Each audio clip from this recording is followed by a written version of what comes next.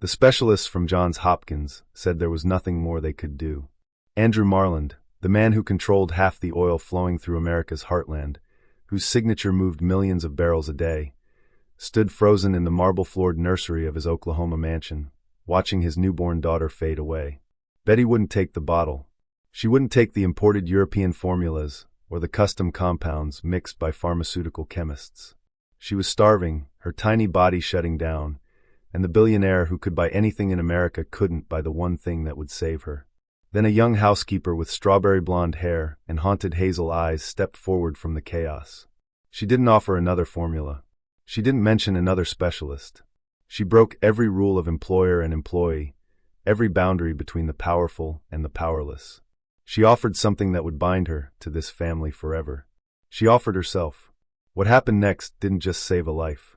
It sparked a dangerous obsession that would make her a target in a war she never signed up for.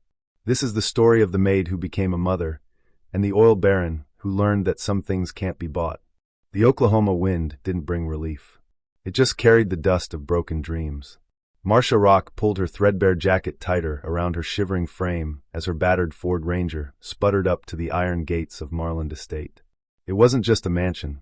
It was a monument to American oil wealth, limestone and native stone sprawling across 20 acres of manicured prairie, the kind of place that appeared in Architectural Digest, not job listings.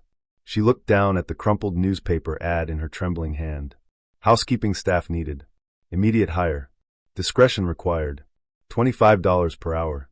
$25 an hour. It was more than she made at both her other jobs combined. It was suspicious. It felt desperate. But for Marcia, it was the difference between keeping her late husband's truck and losing the last piece of him she had left. $78,000 in medical debt. That's what survived the car accident that took Jack and their 3-month-old daughter, Emma, 8 months ago. The bills were suffocating her. The grief was drowning her. And then there was the physical pain, the cruel reminder of what else she had lost that night. Her hand drifted to her chest, which ached with a dull, throbbing pressure. Her body still thought she was a mother, even if her empty arms knew the truth. Name. A voice crackled from the intercom. Not a question, a command. Marcia Rock, she said, her voice steadier than she felt. I'm here about the housekeeping position. The gate buzzed and groaned open. As she drove up the long, winding driveway lined with post oaks, she noticed the atmosphere wasn't just quiet. It was terrified. Men in dark suits with earpieces and tactical postures patrolled the grounds. Security cameras tracked her every movement. Through the mansion's tall windows, she saw staff members rushing past, their faces pale and strained. They didn't look like they were working in a home. They looked like they were guarding a war zone. Hello everyone, before we begin today's story, I have a small favor to ask. Please hit subscribe and turn on the notification bell so you never get to miss our channel new stories. It is quick, free, and best way to support us in bringing more interesting stories. Your support means the world to us and motivate us to create more good stories. Tell us where you are watching from, your country, city, so we can know how far our stories goes. Thank you. Let's begin the story. The contract was thicker than Marcia expected. 27 pages of legal language that her exhausted brain could barely process. She sat in the mahogany-paneled library, while 2 lawyers in identical charcoal suits watched her like hawks studying prey. 6 months, the older one said, sliding a Mont Blanc pen across the table. $150,000. All outstanding debts settled within 48 hours. Discretion is non-negotiable. Marcia's hand trembled as she signed. It felt like selling something she couldn't name. The West Wing suite was larger than the entire apartment she'd been evicted from. Cream walls, antique furniture, a 4-poster bed with linens that probably cost more than her truck. Through the connecting door, she could hear Betty's soft breathing in the nursery. That sound became her anchor. Betty transformed under her care. The fragile, gray-tinged infant who'd been fading 3 weeks ago now had pink cheeks and curious eyes. She'd gained 1.5 pounds. Her cry grew stronger, more demanding. When Marcia held her, the baby's tiny fist would curl around her finger with surprising strength. You're a miracle worker, Mrs. Jennings said one afternoon, the housekeeper's weathered face softening as she watched Marcia burp Betty. That child was nearly gone. Not everyone was convinced. Carson, the head butler with his starched formality and disapproving frown, treated Marcia like a social climber who'd manipulated her way into the household. The other staff whispered when she passed. She caught fragments. So soon after Mrs. Marland, suspicious, gold digger. You know how rich men are. She found Victoria's portrait in the East Wing gallery. Stunning. Blonde. Glacial blue eyes and a smile that never reached them. Old money written in every elegant line of her posture. Marcia stared at that portrait and felt the weight of everything she could never be. Andrew was a ghost. She'd see him on the security camera feeds. He'd pause outside the nursery door, his hand hovering over the handle, then walk away. He worked 18-hour days. Left before dawn, returned after midnight. When they passed in the hallways, he'd nod curtly and keep moving. Until the night Betty wouldn't settle. It was 2 a.m. when Marcia heard the nursery door creak open. She froze in the rocking chair, Betty drowsy against her chest. Andrew stood in the doorway, his tie loosened, exhaustion carved into his features. I heard her crying, he said quietly. She's just tired. Fighting sleep. Marcia shifted, uncertain. Would you like to hold her? Something flickered across his face, fear maybe, or longing. He approached slowly, like Betty might shatter. When Marcia transferred the baby into his arms, his hands shook. I don't know how, he whispered. You're doing fine. Just support her head. They stood there in the amber glow of the night light, Betty's eyes drifting closed between them. Andrew's expression cracked open for just a moment, raw grief, desperate love, overwhelming terror, before he carefully handed Betty back. Thank you, he said, for saving her. Then he was gone, retreating behind the armor of his CEO persona. Mrs. Jennings filled in the history during their afternoon tea ritual. E.W. Marland, the legendary wildcatter who struck it rich in the 1920s, built an empire in this palace, then lost everything in the Depression. Andrew's grandfather had clawed it all back. The weight of that legacy, the pressure to preserve it, it had crushed Andrew's father and now threatened Andrew himself. He doesn't know how to be anything except what that company demands, Mrs. Jennings said sadly. The rumors reached Marcia through Carson's tight-lipped disapproval. The Tulsa business community was questioning Andrew's judgment. The board was restless. Victoria's family, the powerful Boston Ashfords, were making noise about custody. Then Andrew appeared at breakfast, his announcement abrupt. The Marland Foundation Gala is Friday. Betty needs to be seen publicly, healthy, thriving. The board needs reassurance. His eyes met Marcia's. And you're coming with us. I need you there. Marcia's coffee cup rattled against its saucer. She was about to be paraded in front of Oklahoma's elite, with a baby in her arms and a target on her back. The stylist arrived with an arsenal of garment bags and a clinical efficiency that made Marcia feel like a project to be fixed. The emerald green gown was simpler than the glittering options the woman first suggested. Cap sleeves, modest neckline, silk that whispered when Marcia moved. Her strawberry blonde hair, usually pinned back severely, fell in soft waves past her shoulders. You look beautiful, Mrs. Jennings whispered. Marcia felt like an imposter. The armored Mercedes purred through the twilight prairie, Betty secure in a designer car seat that probably cost more than Marcia's wedding had. Andrew sat across from them in a Tom Ford tuxedo, his jaw tight, scrolling through emails on his phone. The silence felt heavy with all the things they couldn't say. The Philbrook Museum of Art rose like an Italian villa transplanted onto Oklahoma soil. Cream stone, manicured gardens, old oil money made manifest. Marcia's hands went clammy as valets opened their doors. Camera flashes erupted.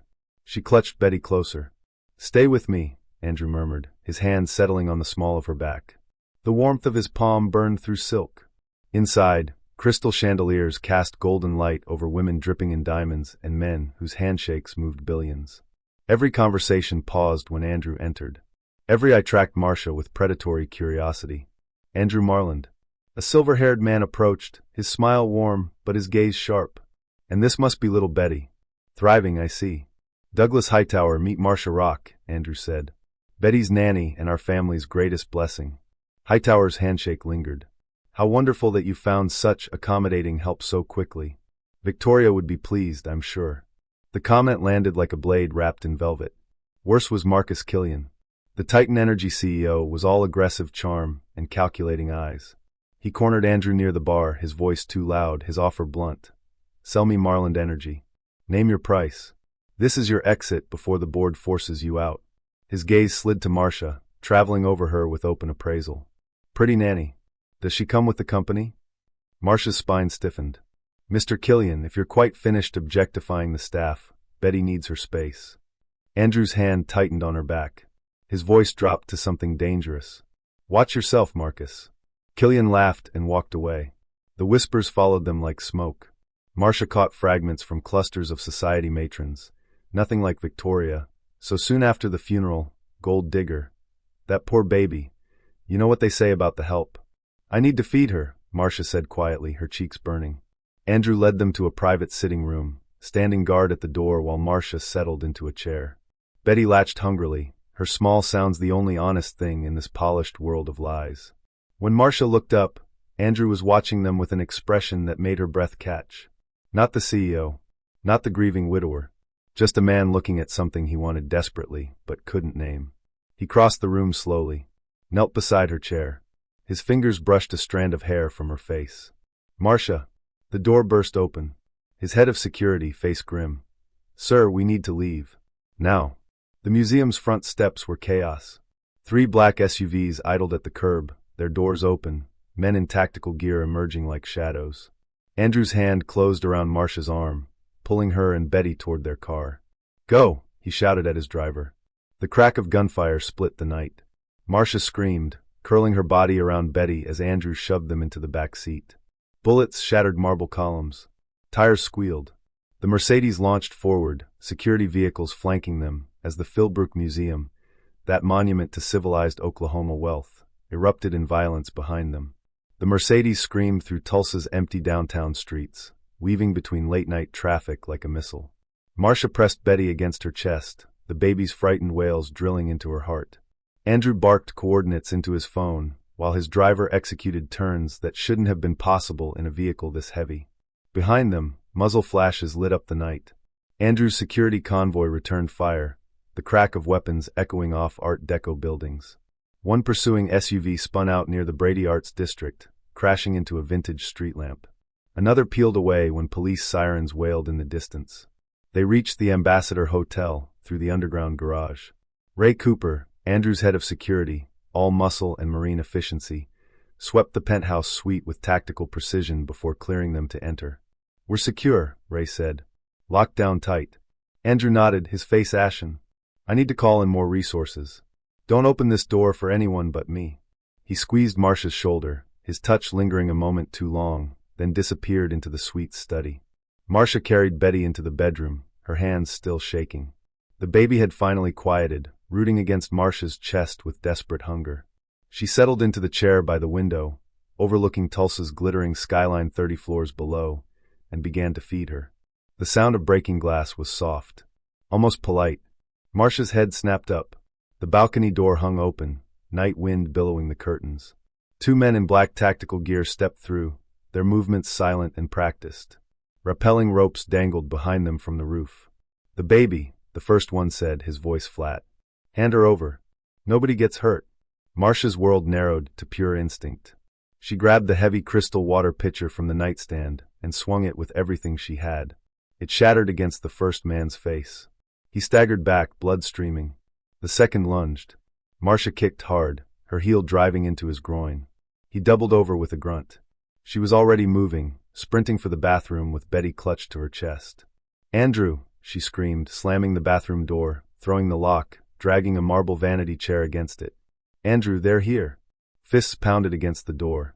Wood splintered. Betty shrieked. Then gunfire erupted in the bedroom. Shouting. A heavy thud. The door burst open. Andrew stood there, his tuxedo jacket torn, Ray behind him with his weapon drawn. 2 men lay motionless on the bedroom floor. "Marcia." Andrew's voice cracked. He pulled her and Betty into his arms, his whole body shaking. "Jesus Christ, are you hurt?" She couldn't speak. Could only hold Betty between them while her adrenaline-flooded brain caught up with what had just happened. Ray was already on his phone, barking orders. One kidnapper was still breathing. Within 20 minutes, the man was conscious and talking, his words tumbling out under Ray's cold interrogation. Hired through encrypted channels, paid in cryptocurrency, told the target would be lightly guarded. Someone had known exactly where they'd be. "We leave Tulsa," Andrew said at 3 a.m, his voice steel. "Now. The ranch in the Panhandle, it's remote, defensible. We can control who knows we're there." They drove through pre-dawn darkness, Betty finally asleep in her car seat, Marcia's torn dress replaced with borrowed clothes. The Oklahoma prairie stretched endlessly black under a fading moon. Andrew's voice cut through the silence. Only 5 people knew we'd be at that hotel.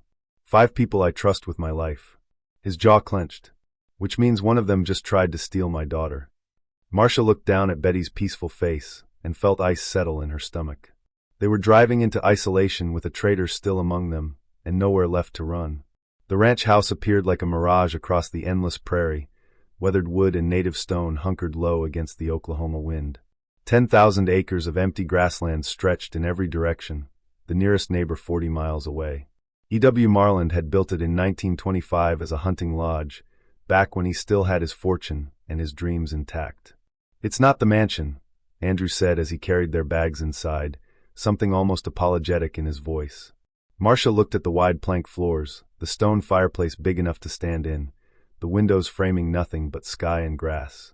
"It's perfect." Ray Cooper posted the 2 ranch hands, weathered men in their 60s who'd worked Marland land their entire lives, at the property's only access road. Then he disappeared to coordinate security remotely, leaving Andrew and Marcia alone with Betty in a way they'd never been before. No staff, no corporate emergencies, just the 3 of them and the endless prairie silence. Thunder rolled in on the 3rd night, dark clouds building like mountains on the horizon. Rain hammered the tin roof while Marcia fed Betty in the rocking chair Andrew's great-grandmother had used.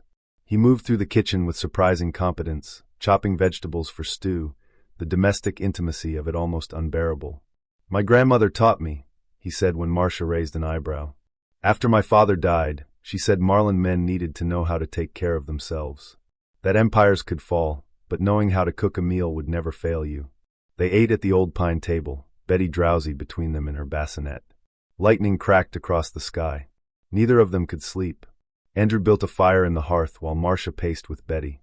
Finally, around midnight, with the baby settled in her portable crib, they sat together on the worn leather couch. Andrew poured whiskey into mismatched glasses. "Doug Hightower taught me everything," Andrew said quietly, staring into the amber liquid. "After my father's heart attack, Doug stepped in. Taught me how to read balance sheets, negotiate contracts, think 10 moves ahead." He swallowed hard. "He held me at my christening. My father trusted him completely. But you're not sure anymore." "I'm not sure of anything." His voice cracked. "My marriage to Victoria, it was arranged.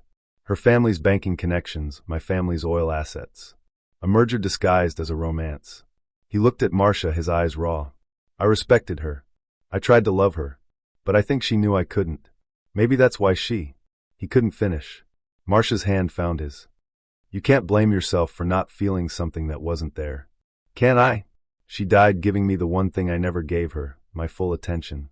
The words hung between them like smoke. "Jack was my high school sweetheart," Marcia said finally. "We married at 19. Everyone said we were too young, too broke, too small town. But we were happy." Her voice wavered. "Emma was born when I was 26. 3 months later, a drunk driver crossed the center line on Highway 60. Andrew's hand tightened around hers. Jack died instantly. Emma held on for 3 days in the ICU. Tears streaked Marcia's face. "I was driving. I swerved. The impact was on their side. Sometimes I think it should have been me instead." "Don't." Andrew's hand cupped her face, his thumb brushing away tears. "Don't ever think that." Their eyes locked. The space between them evaporated. His mouth found hers, gentle at first, questioning, then desperate with months of loneliness and need. Marcia kissed him back, her hands fisting in his shirt, tasting whiskey and grief, and something that felt terrifyingly like hope.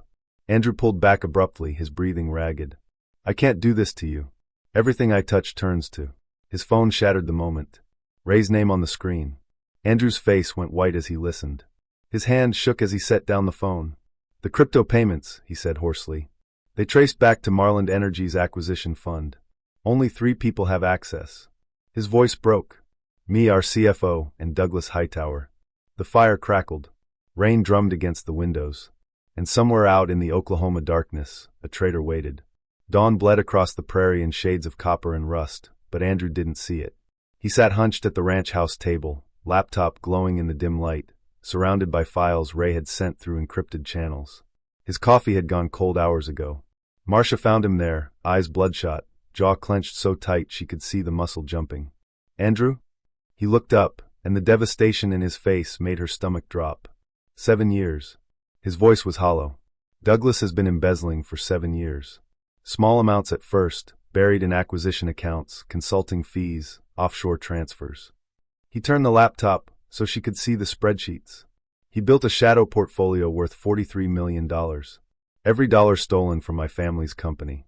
Marcia moved closer, reading over his shoulder. The numbers blurred into a pattern of systematic theft. He's partnered with Marcus Killian, Andrew continued, his hands shaking. The plan is elegant, really. Destabilize me publicly, the unstable widower, the CEO who can't handle pressure. Force a board vote. When I refuse to sell, they take Betty. Leverage. I'd sign anything to get her back. His voice cracked. Then Hightower gets his payout from Titan, walks away wealthy, and I lose everything my great-grandfather built. He pushed back from the table violently, the chair clattering. He taught me everything. How to read a balance sheet, how to negotiate, how to be a man after my father died. He held me at my christening, for God's sake. My father trusted him with. Stop. Marcia gripped his shoulders, forcing him to look at her. Your father would be proud of you. You're not giving up. We're not giving up. Something shifted in his eyes. He pulled her close, his face buried in her hair, his whole body trembling. They stayed like that as sunrise filled the kitchen with golden light. An hour later, Marcia stood at the stove making pancakes, the one thing her mother had taught her to make perfectly. Andrew fed Betty a bottle of expressed milk, the baby's eyes tracking his face with fascination. For a moment, they looked like what they were pretending not to be, a family. When this is over, Andrew said quietly, watching Betty's tiny hand curl around his finger, would you ever consider staying? Not as an employee. As... The window exploded in a shower of glass. The rifle crack came a millisecond later. Andrew's coffee mug shattered where his head had been. He dove, scooping Betty from her seat, shoving Marcia toward the kitchen floor. Storm cellar, he shouted over the second shot that tore through the wall. Now! Marcia's hands shook as she yanked open the heavy wooden door set into the kitchen floor. Stone steps descended into darkness. Andrew thrust Betty into her arms, his eyes wild. Get down there. Lock it from inside. Don't open for anyone but me. Andrew. Go. She descended into the cold earth, Betty screaming against her chest. Above her, more gunfire erupted, the sharp crack of rifles, the deeper boom of Ray's shotgun, men shouting. The wooden door slammed shut. Marcia threw the iron bolt, then sat in absolute darkness while her daughter, Betty is your daughter now, isn't she? Wailed inconsolably. Minutes stretched into hours, or maybe seconds into eternities. Marcia couldn't tell. The sounds above became a muffled chaos, running footsteps, crashes, something heavy falling. Then silence. Terrible, suffocating silence. Betty finally exhausted herself into hiccuping whimpers. Marcia rocked her in the dark, singing the lullaby she'd once sung to Emma, her voice breaking on every word. Footsteps overhead. Heavy. Deliberate. Moving toward the cellar door. Then Andrew's voice strained. Marcia, it's me. Open up. Her hand reached for the bolt, then froze. Something was wrong. His voice was tight, the cadence off. Like someone had a gun to his head and was forcing the words out. Marcia, he said again more urgently. Baby, please. It's safe now. Open the door. He'd never called her baby before. Betty whimpered against her chest. Marcia's hand trembled on the bolt, her heart hammering so loud she could barely think. Was it Andrew? Or was it a trap? The doorknob rattled. Marcia, I need you to trust me. She held her breath in the darkness and prayed she was about to make the right choice. Marcia's hand hovered over the bolt, her breath coming in short gasps. Betty had gone quiet against her chest, as if sensing the danger. What did I tell you about Emma in the hospital? She called out, her voice steadier than she felt. Silence. Then Andrew's voice, thick with emotion. You sang, You Are My Sunshine, until she stopped breathing. You told me you'd give anything to take her place. Marcia threw the bolt and yanked the door open. Andrew stood there, his white shirt soaked with blood on the left shoulder, his face ashen. He nearly collapsed coming down the steps. Marcia caught him with her free arm, maneuvering him to sit on the cold stone floor. It's just a graze, he said through gritted teeth. Sniper caught me when I moved between windows. You're bleeding everywhere. Marcia tore strips from her shirt, pressing them against the wound while Betty fussed between them. What's happening up there? Ranch hands held the initial assault. 4 men came in trucks. We got 2, the others retreated when they realized we were armed and dug in. He winced as she tied the makeshift bandage tight. But there's a sniper in the tree line, maybe half a mile out, pinning us down. Ray's 40 minutes out with reinforcements. They sat in the darkness, Andrew's gun resting on his knee, Marcia holding Betty, their backs against the stone wall. Above them, occasional gunfire cracked. "If we don't make it out," Andrew started. "Stop." Marcia's voice was fierce. "We're making it out. All three of us. I love you." The words tumbled out raw and urgent. "I need you to know that. It's not the adrenaline, it's not gratitude. I love you, Marcia. I think I've loved you since you fought off those kidnappers with a water pitcher." Tears streaked her face. "I love you too. And we're going to have a chance to figure out what that means. So you don't get to die on me, Andrew Marland. You hear me?" He kissed her then, desperate and tender, Betty squirming between them. The thump of helicopter rotors shook the earth above. Ray's voice bellowed orders. The firefight intensified, automatic weapons fire, the boom of tactical shotguns shouting. Then abruptly silence. "Boss!" Ray's voice through the floorboards. "Clear." They emerged into chaos. The ranch house windows were shattered, walls pocked with bullet holes. 2 bodies lay covered on the porch. Ray's security contractors, 6 men in tactical gear, secured the perimeter while the ranch hands tended wounds. Ray had 2 captives zip-tied on the ground. Under his cold interrogation, they broke quickly. Hightower had hired them through a military contractor, promised $500,000 each to bring Betty back alive. Andrew's death was optional but preferred. Andrew made 3 phone calls: Tulsa Police, FBI Field Office, and the SEC Enforcement Division. His voice was ice. "Douglas Hightower.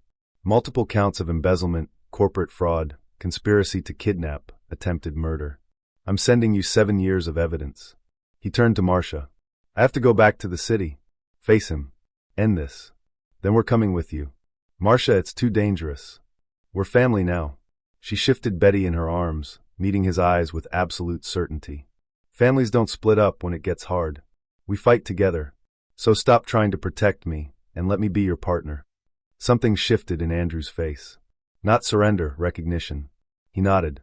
They flew to Tulsa in Ray's helicopter, the prairie spreading below them in endless golden waves. Andrew held Betty while Marcia dozed fitfully against his good shoulder, exhausted. His phone buzzed. The corporate lawyer's voice was grim. "Emergency board meeting tomorrow, 10 a.m. Hightower has the votes to remove you as CEO. He's spinning the ranch attack as proof you've lost control. If you lose that vote, you lose everything, the company, your ability to protect your daughter, all of it." Andrew looked down at Betty's sleeping face, then at Marcia. Everything he loved was in his arms. And tomorrow, he'd either save it all or watch it burn. The Marland Energy Tower rose like a glass monument above downtown Tulsa, reflecting the morning sun in harsh geometric patterns. Andrew carried Betty through the private entrance while Marcia followed, her boots clicking on polished marble that probably cost more per square foot than her monthly rent used to be. His penthouse office suite occupied the entire 40th floor. Floor-to-ceiling windows overlooked the Arkansas River winding through the city. Andrew settled Marcia and Betty in the adjacent living quarters, leather couches, a kitchenette, a bedroom with blackout curtains. "Stay here. Don't answer the door for anyone." Then he disappeared into war rooms with lawyers and forensic accountants. Marcia found him at midnight, surrounded by file boxes and laptop screens, his tie discarded, sleeves rolled up. Dark circles shadowed his eyes. "Let me help," she said. He looked up, surprised. "You don't have to. Jack kept the books for his construction company. I know how to spot inconsistencies." She sat down, pulling a stack of acquisition reports toward her. "Show me what patterns you're finding." They worked through the night, Betty sleeping in a portable crib nearby. Marcia's sharp eye caught what the accountants had missed: dummy consulting fees, inflated contract amounts, offshore transfers hidden in legitimate capital expenditures. Every fraudulent dollar led back to Douglas Hightower. "He's been stealing my family's money to fund my destruction," Andrew said quietly. "That's almost elegant." At 6 in the morning, Andrew showered and dressed in his armor. Navy suit, crisp white shirt, red tie, the Rolex his father wore the day he died. When he emerged, Marcia was waiting. She crossed the room and straightened his tie, her fingers lingering against his chest. "You've got this," she said. "He doesn't get to win." The boardroom smelled like old money and expensive cologne. 15 board members sat around the walnut table, lawyers flanking them. Douglas Hightower at the far end looking pleased with himself. He'd aged well, silver hair, charming smile, the distinguished mentor everyone respected. "Gentlemen," Hightower began, his voice sorrowful, "I move for a vote of no confidence in Andrew Marland's leadership." His erratic behavior, the kidnapping attempts, the public spectacle with the nanny, proves he's unfit to lead this company his great-grandfather built. Andrew stood slowly. Calm. Lethal. Before we vote, I'd like to present evidence. He connected his laptop to the screens. Spreadsheets materialized, highlighting years of theft. Communications between Hightower and Marcus Killian plotting the takeover. Bank records showing payments to the mercenaries. FBI interrogation transcripts. Douglas Hightower didn't try to remove me because I'm unstable, Andrew said quietly. He tried to remove me because I'm in his way. He's embezzled $47 million over 8 years. He orchestrated 2 kidnapping attempts against my infant daughter. He partnered with our biggest competitor to destroy this company from within. Hightower's face flushed crimson, then went pale. These are lies. Fabrications. The boardroom doors opened. FBI agents in dark suits entered, their badges gleaming. Douglas Hightower, you're under arrest for conspiracy to commit kidnapping, embezzlement, wire fraud, and attempted murder. As they cuffed him, Hightower looked at Andrew with pure venom. I built this company while your father was drunk on grief. You were supposed to be grateful. You were supposed to be family, Andrew said softly. The vote was unanimous. Andrew retained his position with expanded authority. Marcus Killian's takeover bid collapsed within the hour. Andrew returned to his office on trembling legs. Marcia stood at the windows, Betty in her arms, watching Tulsa's skyline catch the afternoon light. She turned when he entered, questions in her eyes. He crossed the room and dropped to one knee. Marcia Rock, I'm not good with words. I'm better with contracts. So here's my offer. His hand shook as he pulled out a small velvet box. Marry me. Be Betty's mother. Be my wife. I can't promise it'll be easy. My world is complicated and dangerous and full of people like Hightower. But I can promise I'll love you every day for the rest of my life. The ring was simple gold with a small diamond, his grandmother's, not ostentatious, not trying to buy her. Marcia looked at this man kneeling before her, this broken billionaire who'd learned to cook pancakes and hold his daughter and trust again. She looked at Betty, who'd grabbed her finger and was watching them both with bright, curious eyes.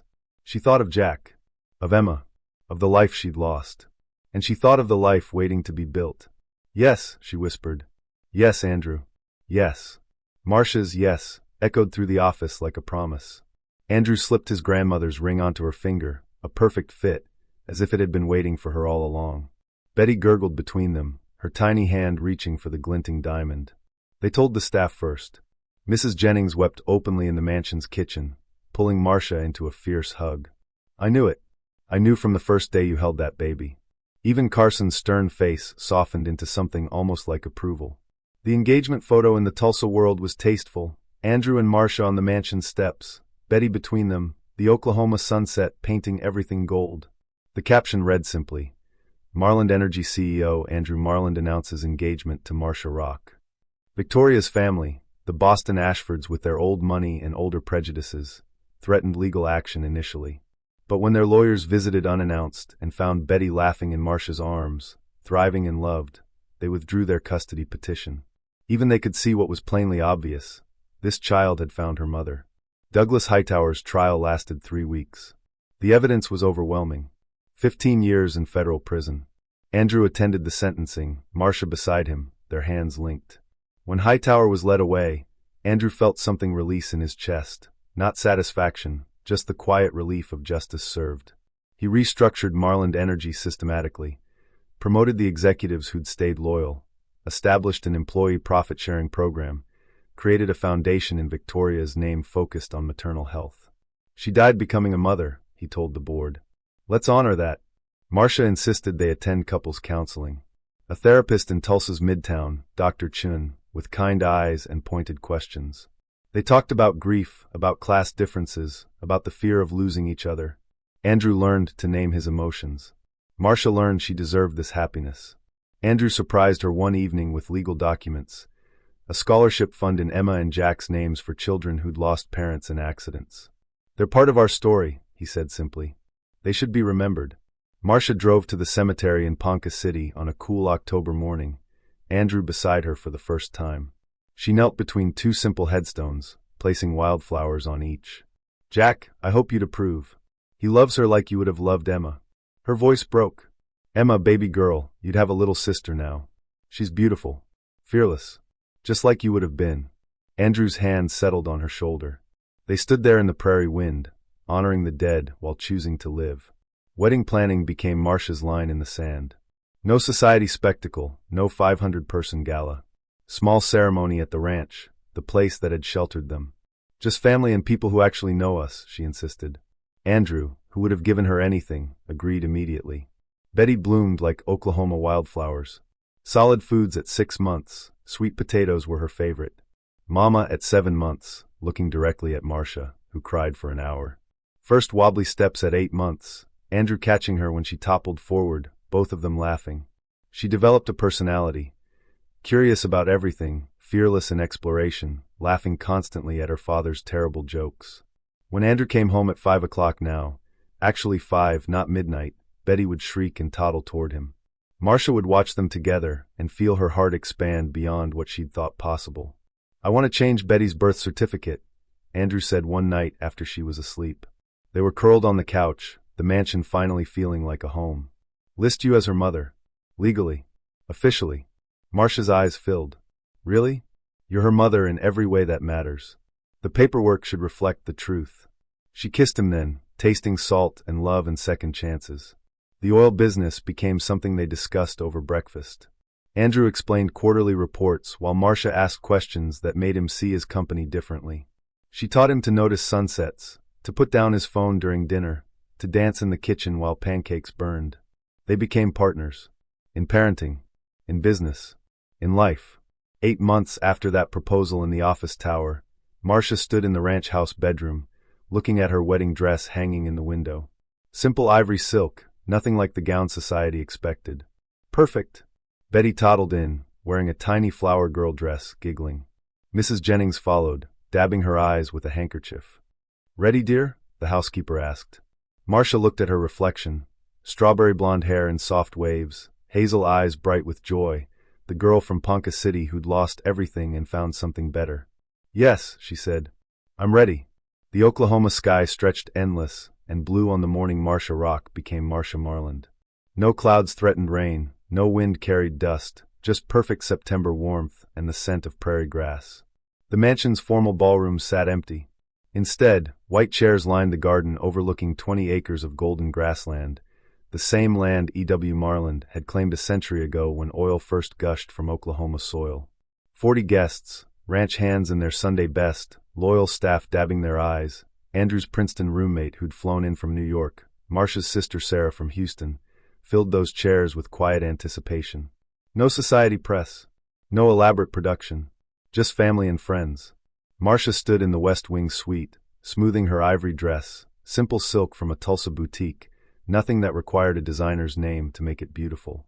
Mrs. Jennings fussed with her veil while Betty toddled around in a tiny flower girl dress, giggling at her reflection. "Ready, dear?" Ray Cooper appeared in the doorway, uncomfortable in his suit, but standing tall. When Marcia had asked him to walk her down the aisle, the former Marine's eyes had gone suspiciously bright. "Would be honored, ma'am." The string quartet began. Betty toddled down the aisle first, scattering rose petals with more enthusiasm than accuracy, sitting down halfway through when her legs got tired. Laughter rippled through the guests as Andrew scooped her up, kissing her forehead before passing her to Mrs. Jennings in the front row. Then Marcia appeared on Ray's arm, and Andrew forgot how to breathe. She walked toward him across grass and hope, this woman who'd saved his daughter and his soul, who'd fought kidnappers with a water pitcher and matched him spreadsheet for spreadsheet. When Ray placed her hand in Andrew's, the older man whispered, "Take care of her, boss, or answer to me." Andrew's voice shook reading his vows. Staff members who'd never seen him cry watched tears stream down his face. "You saved my daughter's life. Then you saved mine. You showed me that vulnerability is strength, that family is everything, that love is worth the risk. Marcia, I was dying when you walked into my life. I just didn't know it yet. You brought me back. You both did." Marcia's voice was steadier, forged in grief, and made strong by survival. "You gave me a reason to live again. You honored my grief while giving me hope. You made me a mother when I thought that chance was gone forever. Andrew, loving you doesn't mean forgetting what I lost. It means choosing to build something new without betraying the past. I choose you. Every day. Forever." They kissed while Betty shrieked, "Mama," from the front row, and 40 people cheered. The reception was pure Oklahoma. brisket and ribs smoking on custom grills, potato salad and baked beans and cornbread piled on long tables, sweet tea in mason jars. Andrew's Princeton friends mingled with ranch hands who'd worked this land for decades, and somehow it all just worked. They cut Betty's first birthday cake alongside their wedding cake, practical and joyful, celebrating everything at once. The baby smeared frosting in her hair, while both her parents laughed until they couldn't breathe. Sunset painted the prairie in shades of amber and rose. The photographer gathered them on the mansion steps. Andrew in his suit, finally relaxed and present. Marcia in her wedding dress, holding Betty. The baby reaching for her mama with frosting sticky hands, laughing at something only she understood. Behind them, Marlin Mansion glowed with warm light. Before them, the prairie stretched toward forever. A year ago, Andrew Marlin believed money could solve any problem. He learned the hard way that the most valuable things in life can't be bought. They can only be given freely. Marcia Rock thought her chance at family died on a rainy highway. She discovered that family isn't just what you're born into or what you lose. It's what you choose every single day. Betty would grow up never knowing she was once dying, that her father was once broken, that her mother was once a stranger hired to save her life. She'd just know she was loved. And sometimes that's the only miracle that matters. So much effort was put into the making of this video. Please support us by hitting the subscribe button, like and share. See you on the next one.